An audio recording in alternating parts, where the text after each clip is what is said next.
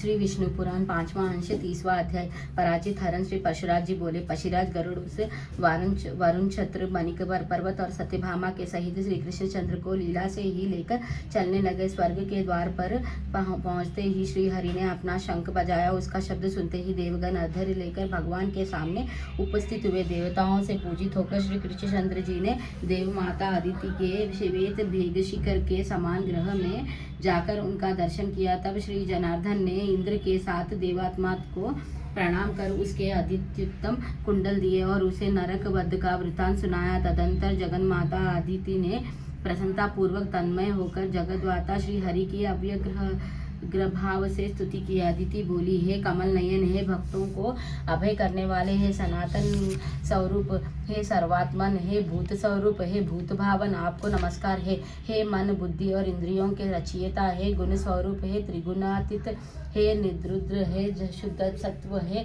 अंतर्यामीन, आपको नमस्कार है। हे नाथ, आप श्वेत दीर्घ आदि संपूर्ण कल्पनाओं से रहित है, जन्मादि विकारों से पृथक और तथा स्वप्नादि अवस्था त्रय से परे है, आपको नमस्कार है। अच्युत, संध्या, रात्रि, दिन, भूमि, आकाश, वायु, जल, अग्नि, मन, बुद्धि और अहंकार, ये सब आप ही है। हे ईश्वरा, ब्रह्मा विष्णु और शिव नामक अपनी मूर्तियों से जगत की उत्पत्ति स्थिति और नाशा के कर्ता और तथा आप कर्ताओं के भी स्वामी है। देवता, दैत्य, यक्ष, राक्षस, सिद्ध, पनगा, नाग, कुष्मांडा, पिशाच, गंधर्व, मनुष्य, पशु, मृग, पतंग, सरीसृप, सांप, अनेकों वृक्ष, गुल्म और लताएं, समस्त तृणा जातियां तथा स्थूल, मध्यम, सूक्ष्म और सूक्ष्म से भी सूक्ष्म जितने देह भेद भृगुलु परमाणु वे अर्षित है, वे सब आप ही है। प्रभु, आपकी माया ही परमार्थ तत्व के ना जानने वाले पुरुषों को मोहित करने वाली है, जिससे मूढ़ पुरुष अनात्मा में आत्मबुद्धि करके बंधन में पड़ जाते हैं। नाथ, पुरुषों को जो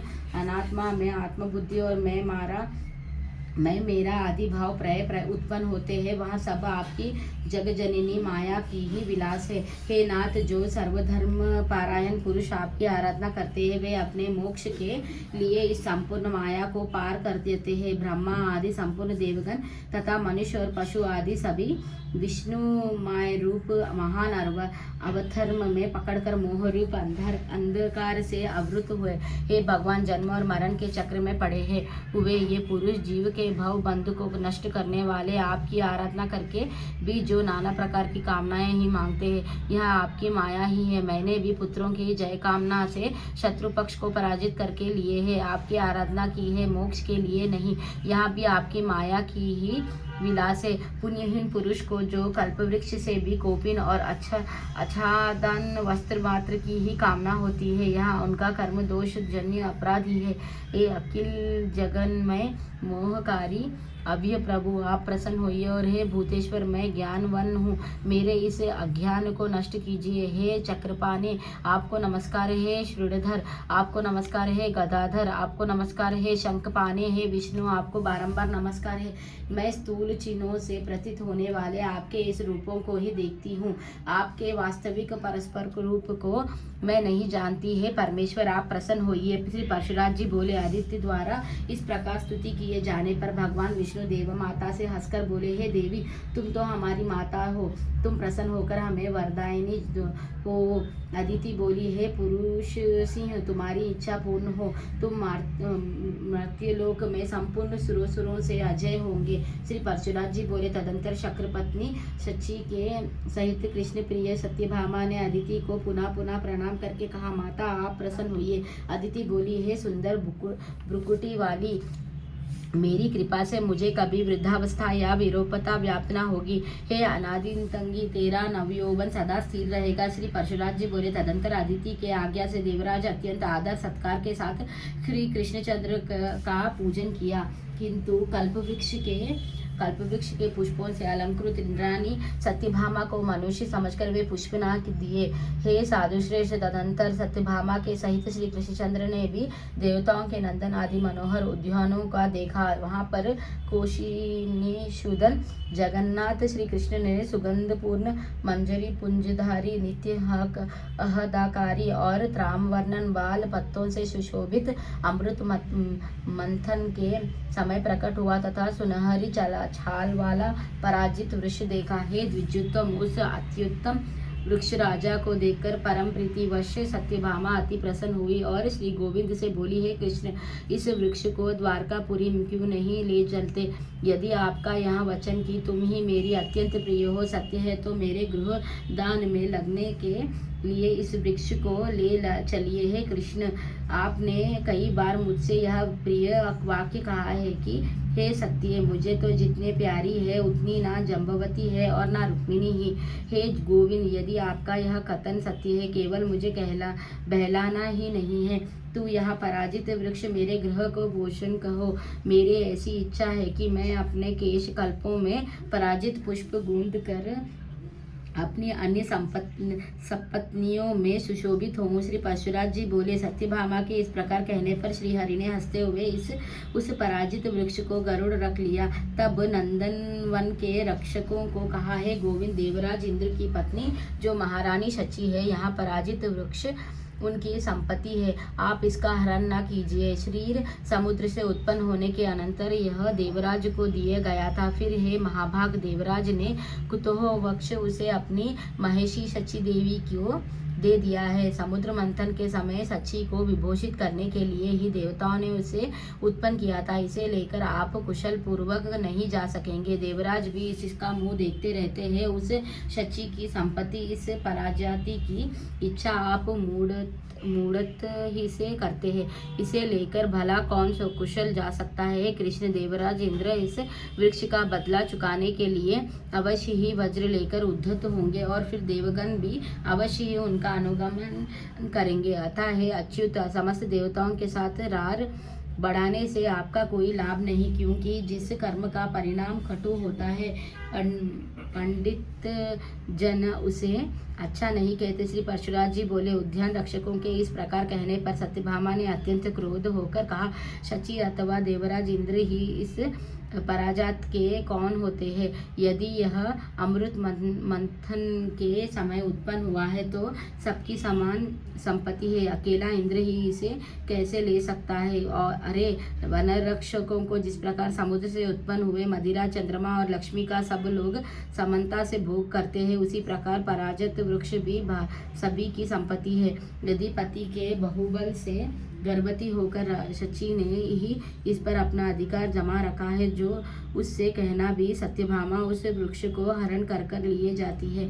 तुम्हें क्षमा करने की आवश्यकता नहीं है। अरे मलियो, तुम तुरंत जाकर मेरे ये शब्द शची से कहो कि सत्यभामा अत्यंत गर्वपूर्वक खड़े अक्षरों में यह कहती है कि यदि तुम अपने पति को अत्यंत प्यारी हो और वे तुम्हारे वशीभूत है तो मेरे पति को पराजित हरण करने से रोके। मैं तुम्हारे पति शक्र को जानती हूँ और यह भी जानती हूँ कि वे देवताओं के स्वामी हैं, तथापि मैं मानवी ही तुम्हारे इस पराजित वृक्ष को लिए जाती हूँ। श्री परशुराज जी बोले, सत्यभामा के इस प्रकार कहने पर वन रक्षकों ने शची के पास जाकर उससे संपूर्ण वृत्तांत ज्यों का त्यों कह दिया। यह सब सुनकर शची ने अपने पति देवराज इंद्र को उत्साहित किया। हे द्विजोत्तम, तब देवराज इंद्र पराजित वृक्ष को छोड़ने के लिए संपूर्ण देवसेना के सहित श्री हरि से लड़ने के लिए चले। जिस समय इंद्र ने अपने हाथ में वज्र लिया, उसी समय संपूर्ण देवगण परिख स्त्रियंश गदा और शूल संपूर्ण देव शूल आदि अस्त्र शत्रुओं से सुशोभित हो गए।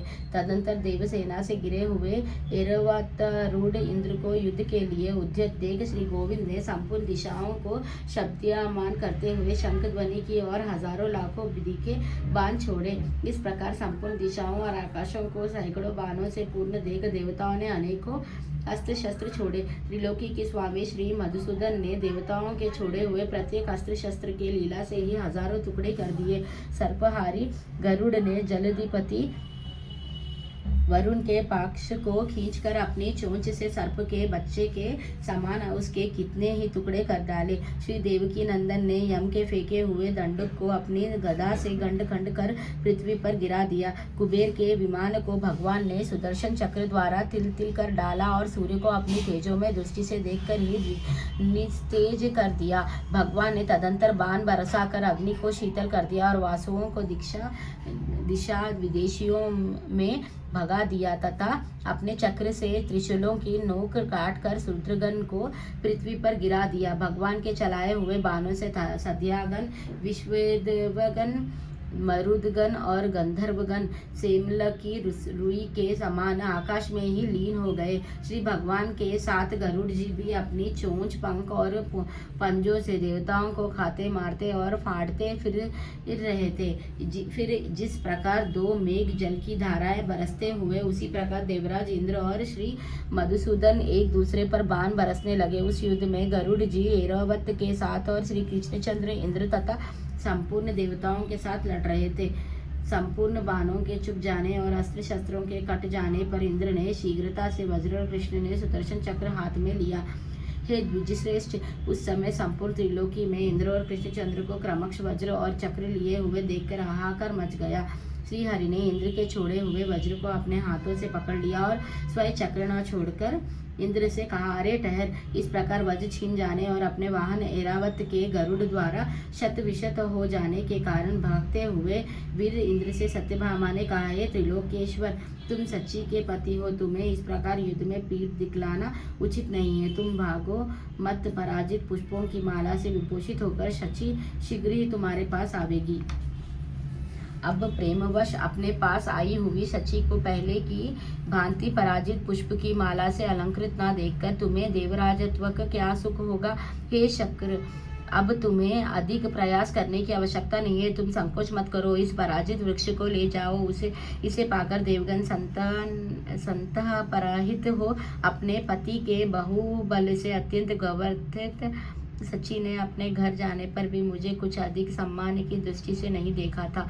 स्त्री होने से मेरा चित्ता भी अधिक गंभीर नहीं है, इसलिए मैंने भी अपने पति का गौरव प्रकट करने के लिए ही तुमसे यहाँ लड़ाई ठानी थी। मुझे दूसरे के संपत्ति इस पराजित जात को ले जाने की क्या आवश्यकता है। शची अपने रूप और पति के कारण गर्भवती है, तो ऐसी कौन सी स्त्री है जो इस प्रकार गर्भवती ना हो। श्री परशुराज जी बोले, हे द्विज सत्यभामा के इस प्रकार कहने पर देवराज लौट आए और बोले, हे क्रोधित, मैं तुम्हारे सहोदर हूँ, अतः मेरे लिए ऐसी वैमनस्य बढ़ाने वाली उक्तियों के विस्तार करने का कोई प्रयोजन नहीं है। जो संपूर्ण जगत की उत्पत्ति, स्थिति और संहार करने वाले हैं, उन विश्व रूप प्रभु से पराजित होने में भी मुझे कोई संकोच नहीं है। जिस आदि और मध्य रहित प्रभु से यहाँ संपूर्ण जगत उत्पन्न हुआ है, जिसमें यहाँ स्थित है और फिर जिसमें लीन होकर अंत में यहाँ न रहेगा। हे देवी, जगत की उत्पत्ति, प्रलय और प्रलय पालन के कारण उस परमात्मा ने ही परास्त होने में मुझे कैसे लज्जा हो सकती है, जिसकी अत्यंत अल्प और सूक्ष्म मूर्ति को जो संपूर्ण जगत को उत्पन्न करने वाले, संपूर्ण वेदों को जानने वाले अन्य पुरुष भी नहीं जान पाते, तथा जिसने जगत के उपकार के लिए अपनी इच्छा से ही मनुष्य रूप धारण किया है, उस अजन्मा, अकृता और नित्य ईश्वर को जीतने में कौन समर्थ है। इस प्रकार श्री विष्णु पुराण के 5वें अंश में 30वां अध्याय समाप्त। श्री विष्णु भगवान की जय। श्री लक्ष्मी नारायण की जय।